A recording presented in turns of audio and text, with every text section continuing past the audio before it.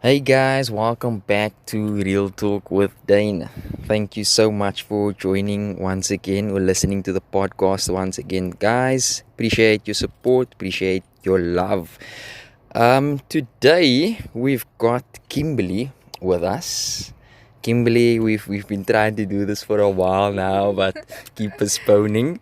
So Kimberley, thank you so much for availing yourself and doing this with me. It's a pleasure. Hello, guys. Yeah, so look, I'm gonna jump straight into it, okay? So, when we spoke offline, we spoke about you having to start to work or have that responsibility from a young age, right? So, I also started working, I feel from okay, not as young as you, but Young. I think I tried to work at like 16, but I never got anything. So then I got about the next year after I started grade 10, grade 11, I started to work, yeah. So it will be interesting just talking about that, just to see if the motive was the same thing or not.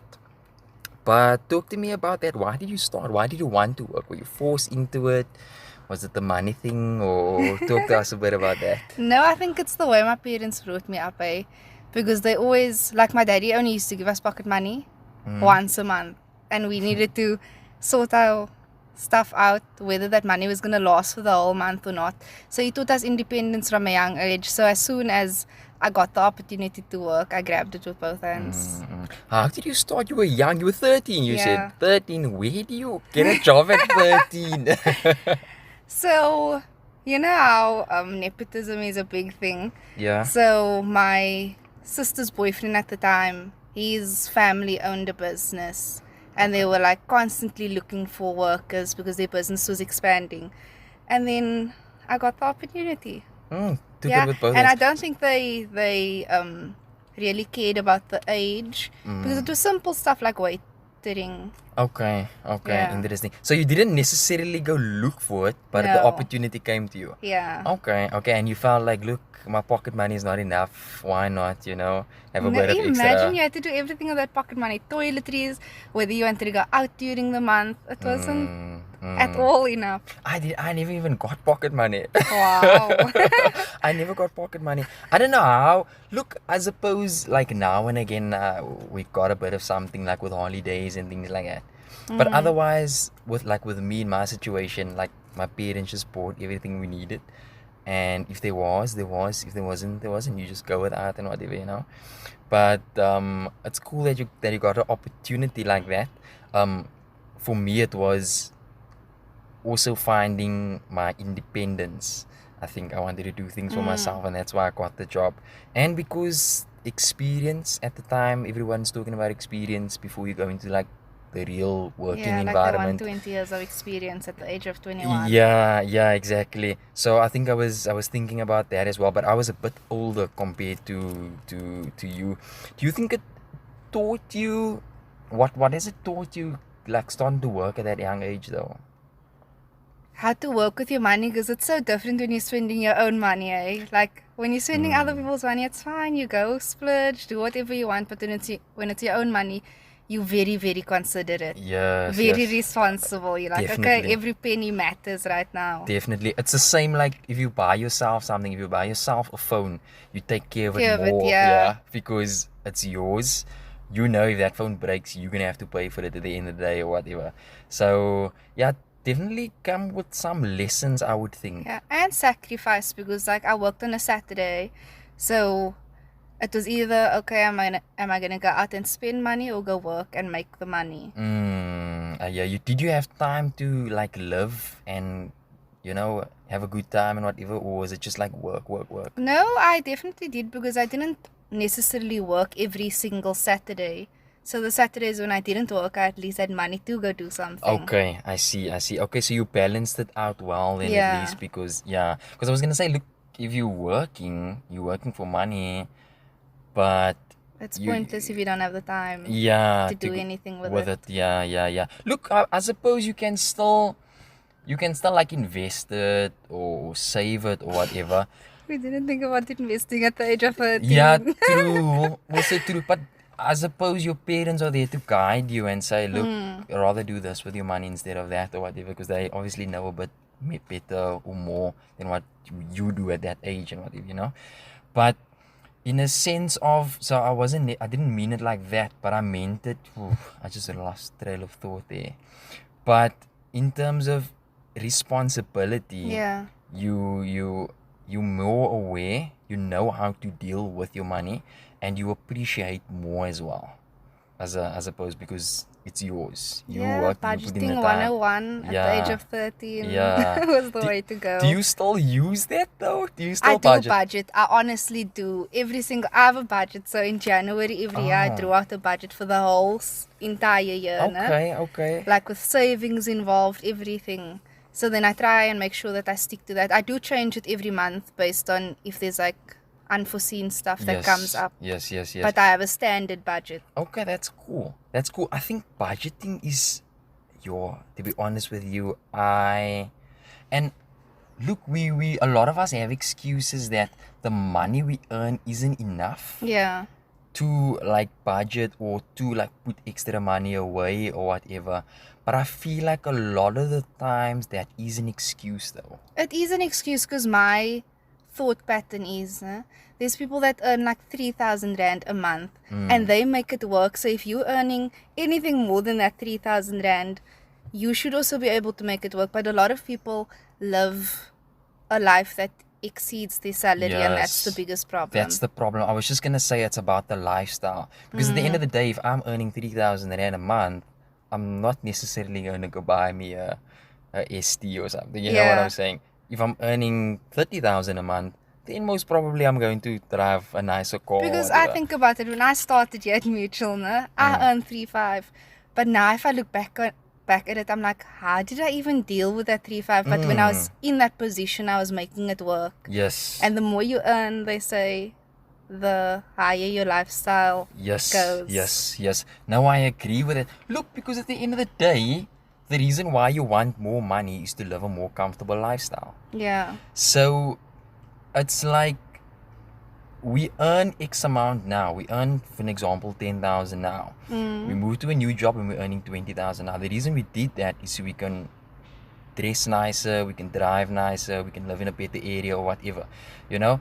So it's hard to say don't change your lifestyle when your pay is more, because that's the reason why you're aiming for a higher pay, is to change your lifestyle, you know. But I think there should be balance in terms of seeing to the future, like investing, and also making sure that you are covered in unforeseen events. You know, I think that is something I learned recently about money. So it's not necessarily now you pay whatever, you pay your rent, you pay your car, whatever, food on the table and whatever. But it's also about foreseeing for what does happen. That's why there's insurance. Yeah, that's why you should always have a savings. Yeah. Regardless of whether it's insurance, like a personal savings. Yeah. Look, I think that is important as well. But I mean, savings are so tempting though. That's why you need to curb yourself, and you should have some self-control, because my savings saved me a lot of times. Like I save, and my goal is to save for December, for festive obviously. Okay. And then I'm in an accident in August, and then I'm like, I never used to have insurance before. So then my savings really helped me, because then I could pay everything off with no stress. I didn't have to borrow money from anybody. Nothing. Yeah. Look, I think it does cover for unforeseen situations and so forth. But I mean, definitely I agree. It's just weird, because like even if I think back like now on how I started, or how I thought how money goes, and we earn more, we can spend more and do this and whatever. But there's so many other things we don't necessarily see like you saying, like the accident, Yeah. and someone's birthday that you forgot about, that you need to now, give out money Don't for talk about whatever. baby showers that you have to plan and bridal showers. Yeah, I guess that's just part of life and how it goes. I feel like we I wanna meet someone that says, look, they earn enough. I feel like in today's world with the economy, I don't think anybody will ever feel like they earn enough. Yeah. Look, if you change your lifestyle, maybe there will be that extra. Yeah. But I mean, we do want to keep up. We do want to keep up, and I saw this I don't even know how this is relatable, but anyway, I saw this quote. This guy was saying, so you in the habit of working hard, right? Yeah. You put in the hours, you just like working, and when you come to a point where you're like really earning the money, you're not even like worried about the money. You're just in that habit of working and pushing and so forth. So it's like you just working. You're not even working for the money. You're working because you love it. You're not working for the money, and now you got this extra money that you don't know what to do with or whatever. I think that's a nice habit to try to get into. I don't know. Look, we don't want to overdo it in terms of work also. Yeah. But I just thought that was cool. I just thought I'll share that with you. So talking about your work and starting at that age and so forth, you mentioned that after school, so when you matriculated, you started at Old Mutual, eh? Yes. Okay. Straight after. Straight after school. Why was there option to study, or was that the plan all along, just to seeing that you were working, just to go straight into corporate or what?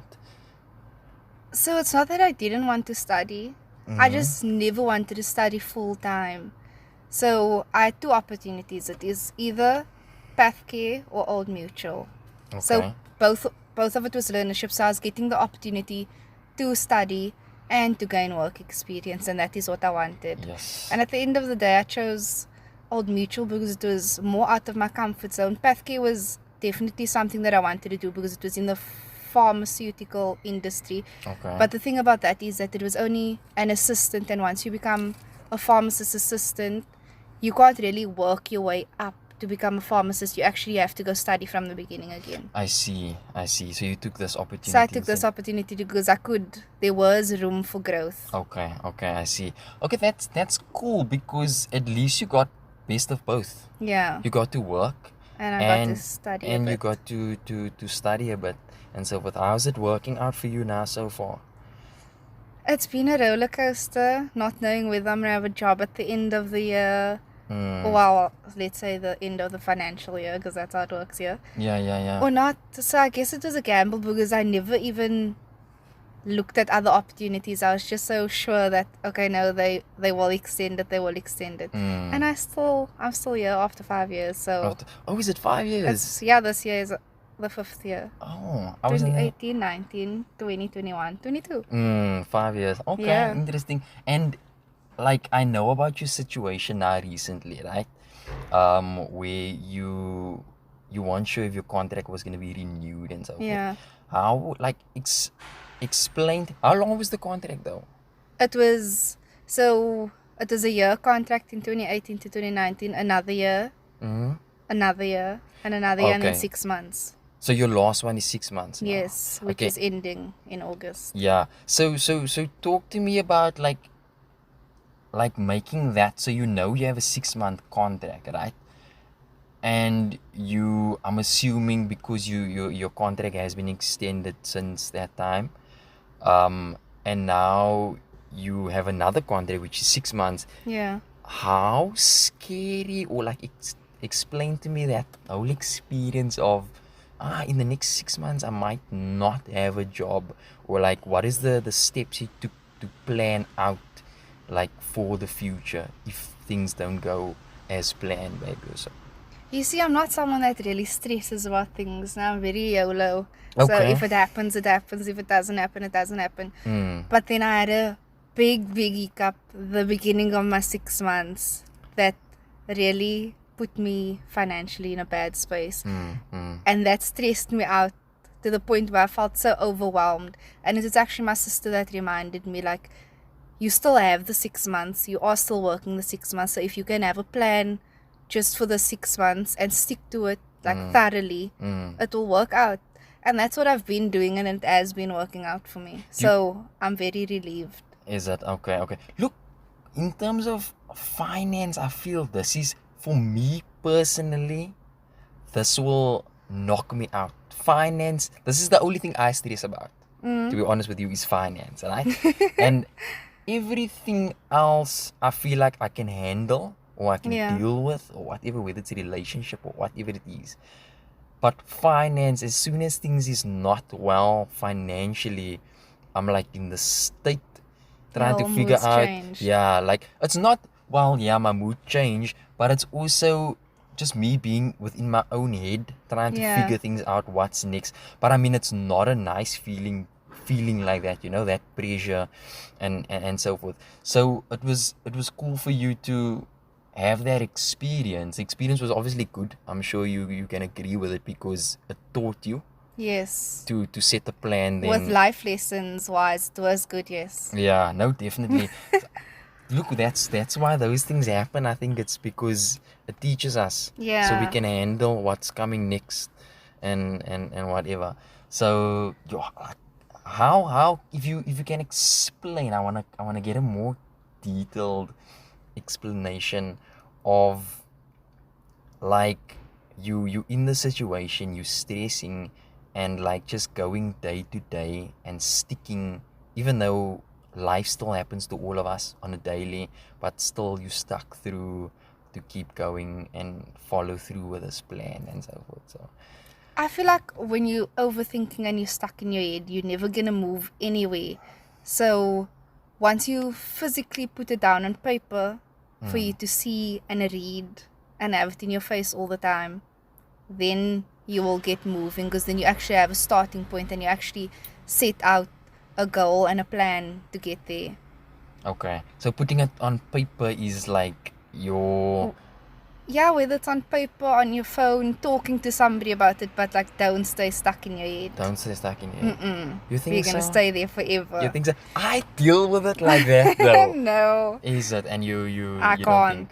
I need to write it down. Yeah, is that with everything else in your life, or is it just like Yes. everything? When I feel myself starting to overthink, I'm like, nope, Kimberley, get out of there, write it down, and then I'm sorted again. Yeah, but I suppose, because when you say stuck in your head, you mean just deal with everything in your head. Yeah. But I think what you're saying is more overthinking, because in your mind you're overthinking. But if you get the hang of, I can deal with everything in my head, or I can sort out whatever in my head, it's okay, as long as you're not overthinking it, or you're not stressing yourself out more or whatever. Because at the end of the day, like I told myself a lot of the times also, stressing isn't gonna solve anything. But I feel that when you do stress, you automatically jump into this mode of sorting things out and it becoming a reality.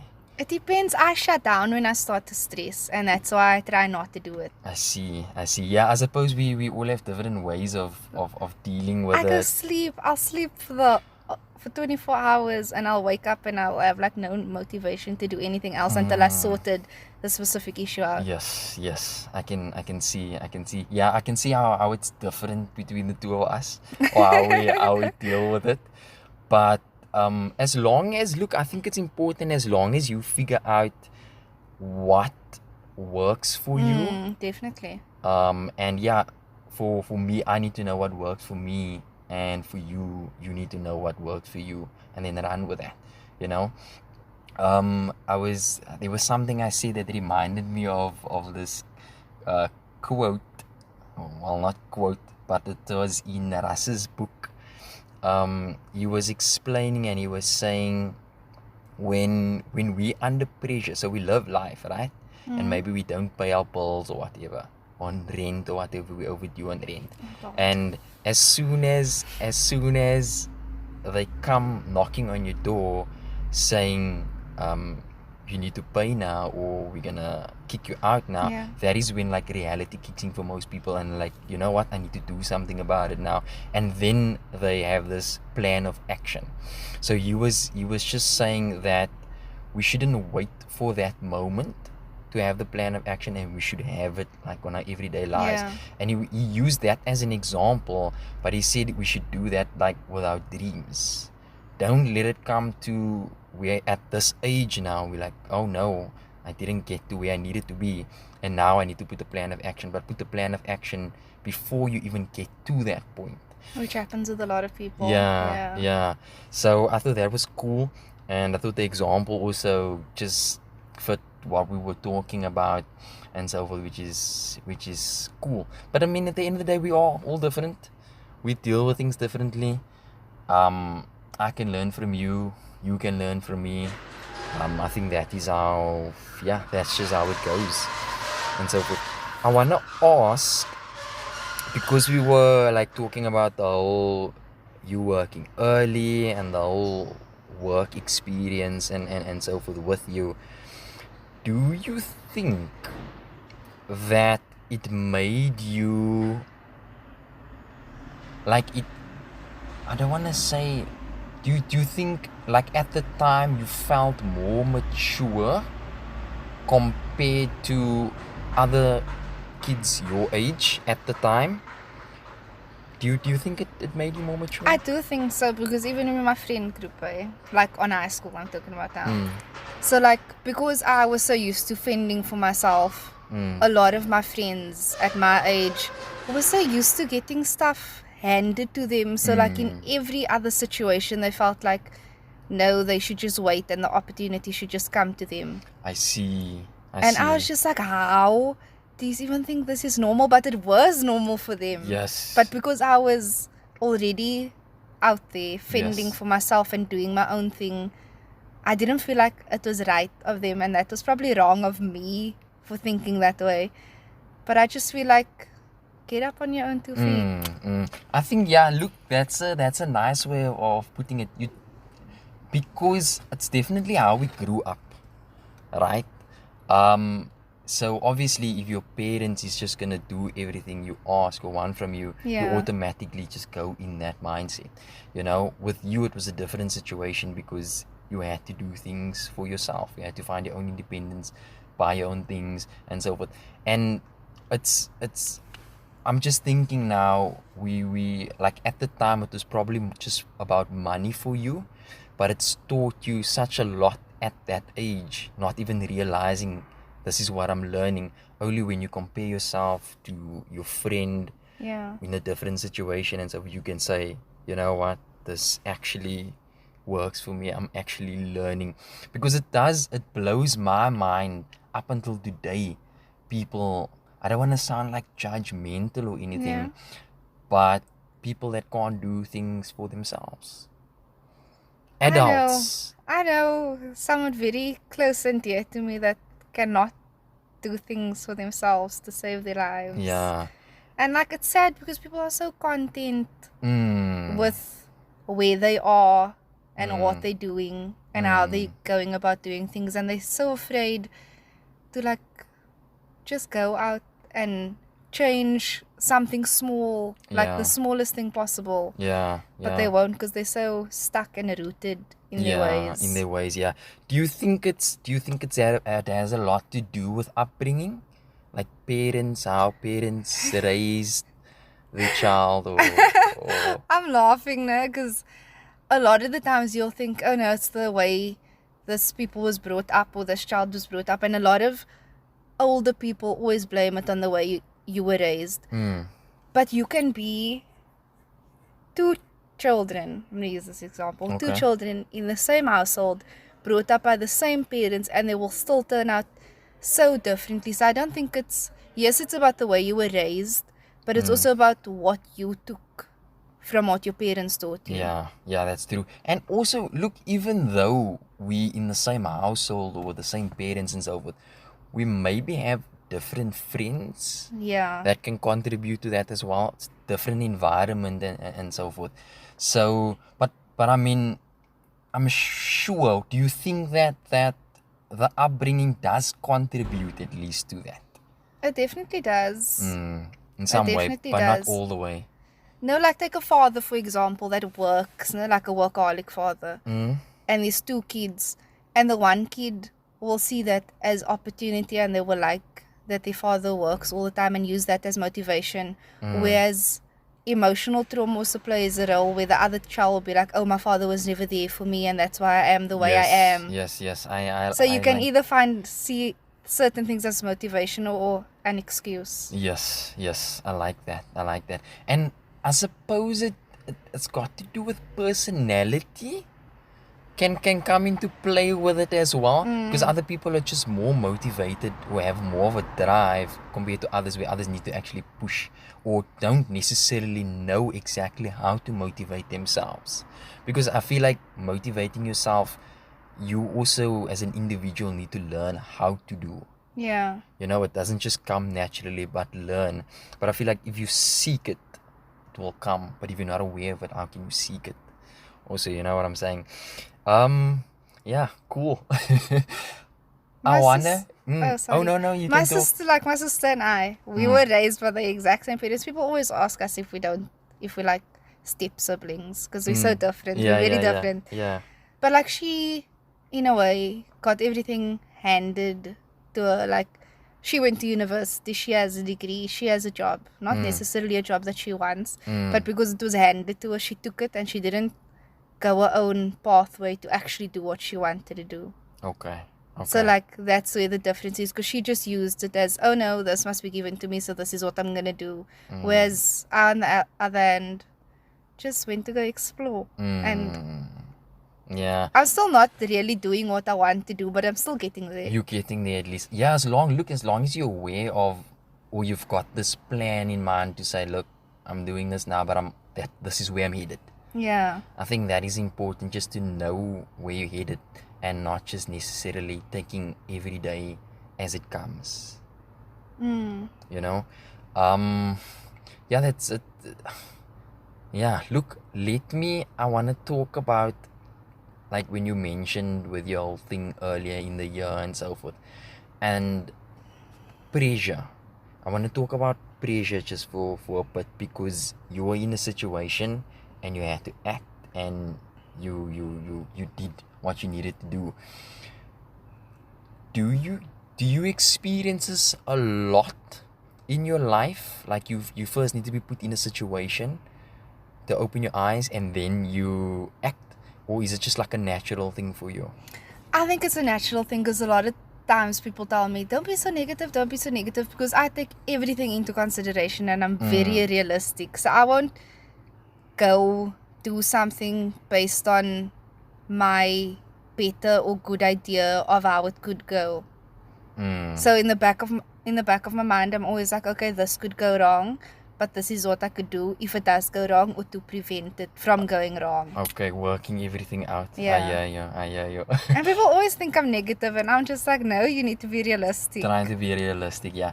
I think, like, yeah, look, realistic is definitely important, right? I feel like I wasn't, like, with a lot of things, like growing up, a lot of people told me I need to be realistic.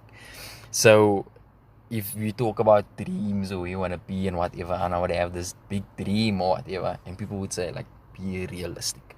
So for me, like, the whole realistic thing, I don't necessarily like. Yeah. Not because I shouldn't be realistic, but because the people I was dealing with at the time were so limited in the way of thinking. The dreams it seemed so far-fetched for them at the time. It's always older people, the older generation, that hinders, because like they definitely rooted in their way, so they believe that how they did things is how we should also do things. And I do get why you're saying you don't like the term be realistic in terms of like dreams and stuff, because like if you do have a dream and it does seem far-fetched, but if you put a plan to it and start narrowing it down, it doesn't need to be so far-fetched. Yes. It's not realistic for your 10-year-old self, obviously, but you don't want it right now. Yeah, it's gonna take the time. It's gonna take the time and the effort that you put in to get there. Yeah, and I like that you say narrowing it down. You know, just breaking it up, taking it one step at a time. Yeah. And as long as you continue to Jordan grow. Sparks. Yeah. So yeah, that's cool. Thank you so much for sharing even your own personal experience. That was nice to hear. I know a bit more about you now. So thank you for that. Kimberly, as you know, I feel very, whenever I ask this to people, I feel like, did I talk to them about it? Do they remember I'm going to ask them this? Because some people, Oh goodness. I I probably forgot. but I can see you forgot. Because sometimes I actually don't talk about it and I don't mention it to the person, and I'm like, I come to the end of the podcast and I'm like, I need to ask you this. So, but a lot of people is up for the challenge. I'm sure you're up for the challenge. Most recent lesson. My most recent lesson. Talk to me about I that. actually have a very recent lesson. Okay, cool. Talk to us. Let's It's talk about it. taking opportunities and experiences for yourself to grow yourself, regardless of what you're leaving behind or taking with you in the process. Okay. And like not letting other people's opinions or thoughts like, I think you should just think about yourself sometimes. Yeah. And not let someone else's opinion stop you from taking something or going somewhere just because they have a certain opinion because you're going to miss out on opportunities if you're constantly going to consider everybody else. You can't make everyone else or everyone happy at the same time also necessarily. Exactly. Usually in life, when you do something that makes yourself happy, other people around you and you wouldn't think that the people that you're closest with wouldn't be happy for you, eh? But it's usually them. Like they're happy for you, but like, I'm happy for you. I hear you. I think it's important. I want to ask, actually, like, I just want to say that, let me ask, was there something like that happened that made you realize this? So yes, because of my 13-year-old work experience, I actually got a job opportunity to go to Dubai. Okay. And then certain people was happy for me, but they were like, what about me? So I was like, you learn and you grow, and yes, you are into different environments, but you can still make things work for you if you actually do put in the effort. Yeah, no, definitely. And look, at the end of the day, if it's what you want to do or the direction you want to go in, then I mean, why not? And if it's bettering, is that the word? I'm sure it is. Yeah, it sounds like it. If it's bettering your... Oh, no, it just sounds Yourself. wrong the more I say it. Don't overthink it. If it's giving you an opportunity to better yourself and your career and your lifestyle, definitely, then I think by all means you should go for it. Yeah. I think a lot of people have fear when it comes to things like that. So they're happy for you, but they fear also that things... they will lose.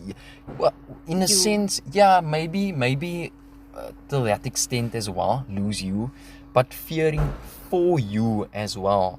Maybe because of the risk or what exactly could go wrong or anything like that. So they bring that negative, well, not negative, but realistic. It is realistic. Opinion also. But I mean, at the time, you also super excited. You're like, I'm going to do this. I'm going to go for it. And then they're like, you know what? Have you considered this? And have you considered that? And whatever. But I mean, you in itself... Being me, I would have considered all of the Yes, stuff I was just going to say. So then go for it, you know. Okay, no, I'm glad that was a lesson. I enjoy hearing people's lessons because me personally, get something from it. Or it's something for me to think about at the end of it, you know.